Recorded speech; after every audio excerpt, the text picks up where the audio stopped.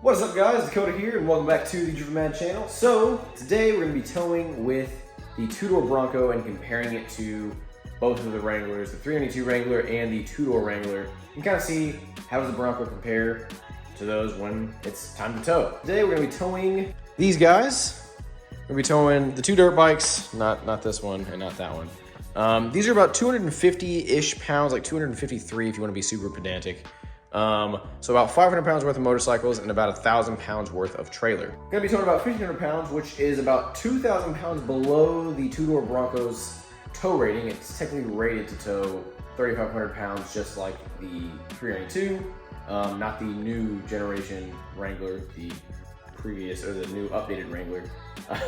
And the two-door Wrangler can tow 2,000 pounds. So, and the reason that I'm doing this is because, again, I feel like this is a relatively realistic test on what the weight I think people will be towing, you know, because whether it's not dirt bikes or if it's just an off-road trailer, most off-road trailers weigh anywhere from 1,000 to 2,000 pounds, depending on what type of trailer you have, or, you know, a smaller boat, you know, like a 18-foot center console fishing boat type of thing, right? Nothing super heavy, but just to kind of see, you know, gas mileage, power-wise, and I'm just really interested to see how it compares to the 392. So let's go ahead and get the bikes loaded up. All right, so we just got everything loaded up, and when the Bronco had no weight on it, it was sitting at about 7 3/4 inches from the tire to the fender. And then once we added the trailer, it went down to about 7.5. And then once we added both dirt bikes, it went down to 7 inches. So total squat with the trailer, and the dirt bikes was about 3/4 of an inch, which isn't that bad. Again, it's only 1,500 pounds, but still only 3/4 of an inch of squat in the rear. So now what we're gonna do, let's go ahead and get some gas, and then we're gonna measure kind of the fuel economy and see kind of what this thing gets. Also, to point out real quick, this particular Bronco is the V6, the 2.7, with the 10-speed automatic, and it's the Sasquatch package. So it has 35s, and it's got the 4.7 final drive ratio. So we'll kind of see how it does, and yeah, we're gonna go fill up, see what kind of gas mileage it does, and then we'll see if it can stay in 10th gear or 9th gear, or if it's kind of like the Jeeps, where, for example, the two-door Jeep 6th gear is basically useless, or if it's like a 32 and it kind of is hopping back and forth between the two. And it's raining, so that's awesome. Seems to be a theme lately with my videos, but let's get some gas.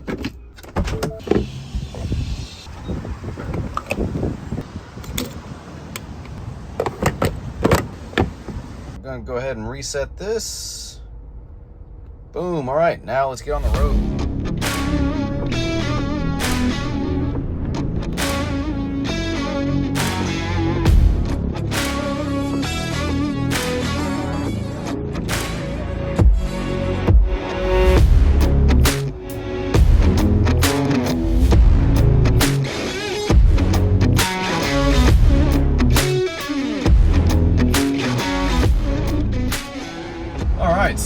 So far we've done about 48 miles, and it's currently average, according to the Bronco, 17.1 miles to the gallon, which is pretty solid so far. And it's interesting to see how it stays in 10th. It just really cranks up the boost. It's not downshifting a lot. It's just, I saw it go up to almost 14 psi when we were going up an incline, and so it's just staying in 10th gear at 70 miles an hour, as opposed to downshifting, which is, I guess, how I'm getting 17 so far. We've still got another round trip. This is going to be about 120-ish miles, so we'll kind of see what the end result is. But right now I'm stuck in some traffic, so that's not going to help. But initially, brakes feel good. You know, with the 1,500 pounds on here, the suspension feels fine. If anything, it rides a little bit better because it's more in that compression stroke. Yeah, we're going to continue on here, and I'll catch up with you guys later.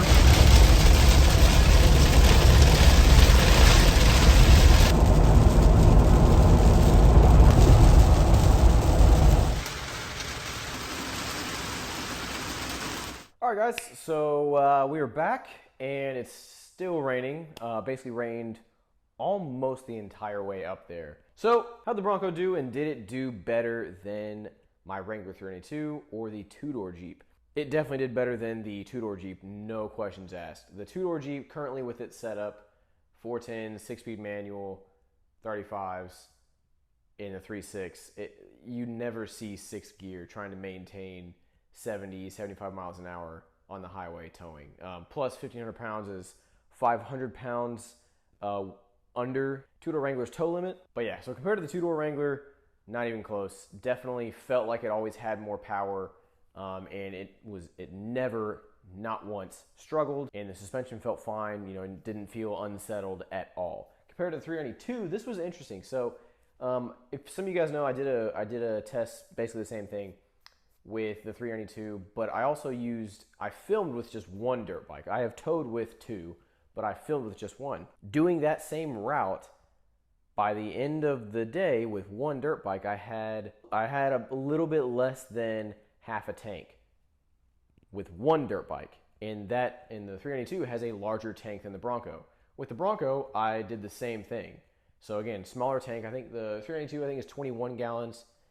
The Bronco says it's 16.9, but I mean I've put 17.3 in it at times. So let's call it 17 and a half.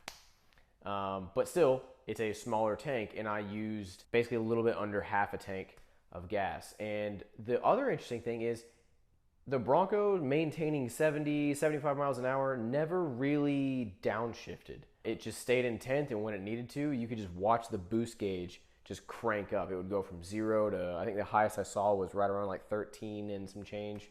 It would just crank up the boost instead of downshifting. So you're staying in 10th gear almost all the time. Now, I didn't go up any super steep gradients, but again, on that same route, the 392 had downshifted a couple of times in 7th gear and 6th gear. Again, I think a lot of that has to come down to just the gearing and the fact that the Jeep has 373 gears with 35s versus 4.7 gears with 35s, and the fact that the Bronco has a 10-speed, 392 has an 8-speed, so the Bronco has the gearing advantage, which was pretty apparent.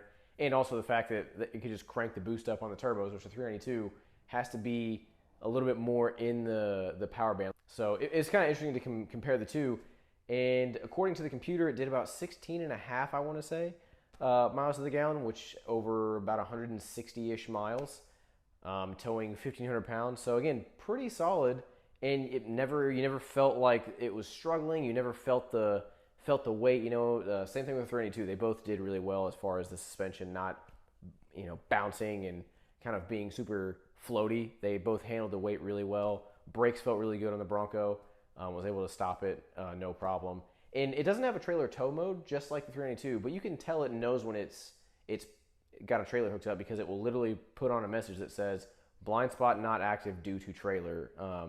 So it knows that there's a trailer attached. I just don't know if they changed the transmission tuning, because it felt the same. And again, at highway speeds, I think I counted one time where it went down a gear. The rest was all in 10th gear, 70 to 75 miles an hour, and it just stayed there. Now, again, obviously, if it was a heavier load, I'm sure it would downshift a bit more, or if it was, you know, if I was going up some really steep gradients. But just for that little round trip, comparing it to the 392, it definitely has kind of made me really want to re-gear the 392, because obviously the 392 has the power to pull it, but it doesn't have the gearing to help it stay in one gear and achieve slightly better MPG. Because again, if you guys didn't watch that video, the 392 compared to the Bronco with two bikes used 3/4 of a tank of gas on that same trip. And again, it's a larger tank, so it used a lot more gas. Yes, I know, obviously it's a V8, but still, you would think with 1,500 pounds, 470 pound-feet of torque, it shouldn't be drinking that much gas. Anyways, guys, I hope you enjoyed the video. I hope you found it interesting. And, you know, if you're looking at a Bronco and wondering if it'll be able to tow either your dirt bikes, your off-road trailer, or maybe you got like a little 18-foot center console ski boat type of thing, or a fishing boat, whatever, it should do it no problem. I mean, I had noticed no issues. The temperatures were all good. So yeah, anyways, hope you enjoyed the video. If you did, make sure to give it a like and subscribe, and I will see you guys in the next one. Take care.